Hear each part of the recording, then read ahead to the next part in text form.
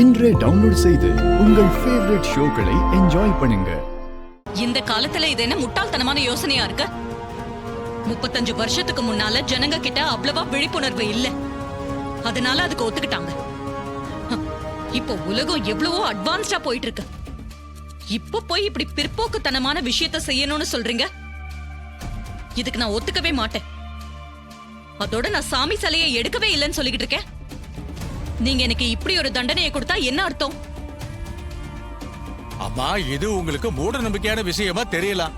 ஆனா ஊர் சனங்களுக்கு இந்த மாதிரி விஷயத்துல நம்பிக்கை இருக்கு. அதனால நீங்க இதுக்கு ஒத்துக்கிறதாம நல்லது.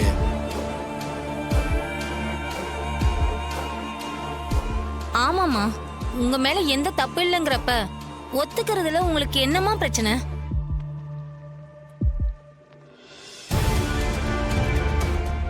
ஏங்க, இதெல்லாம் கொஞ்சம் கூட சரியில்லை. அவங்க தான் தப்பே செய்யலன்னு சொல்றாங்கல்ல, எதுக்காக இவ்வளவு கடுமையான தண்டனை கொடுக்கணும்னு சொல்றீங்க? எனக்கு ஒரு நாள் டைம் கொடுங்க, சிலையை நான் கண்டுபிடிச்சு கொண்டு வரேன். ஏன்பா, ஊரே இந்த யோசனைக்கு ஆதரவா இருக்கிறப்போ நான் தனிப்பட்ட முறையில எதுவும் செய்ய முடியாதுப்பா. அம்மா, ஊரை எதிர்த்து உங்களால ஒன்றும் பண்ண முடியாது. நீங்க இதுக்கு ஒத்துக்கங்க, அதான் நல்லது. இல்ல, நீங்க என்ன சொன்னாலும் நான் இந்த விஷயத்துக்கு ஒத்துக்கவே மாட்டேன். குத்தமே செய்யலைங்கிறப்போ தண்டனை கொடுக்கறது எந்த வகையில நியாயம்? அம்மா, இவ்வளவு பிடிவாதமா இருக்கிறது சரியில்லைம்மா. ஊரோட ஒத்து போறதுதான் நல்லது.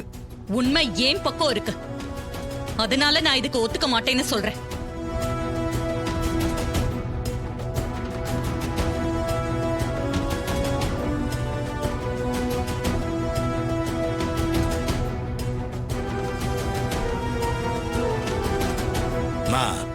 நாங்க 2 பேரும் பேசி ஒரு முடிவுக்கு வந்திருக்கோம்.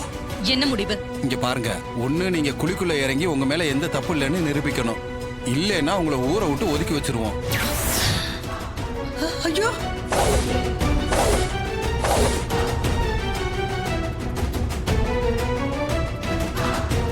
என்னப்பா இவங்க இப்படி பேசுறாங்க?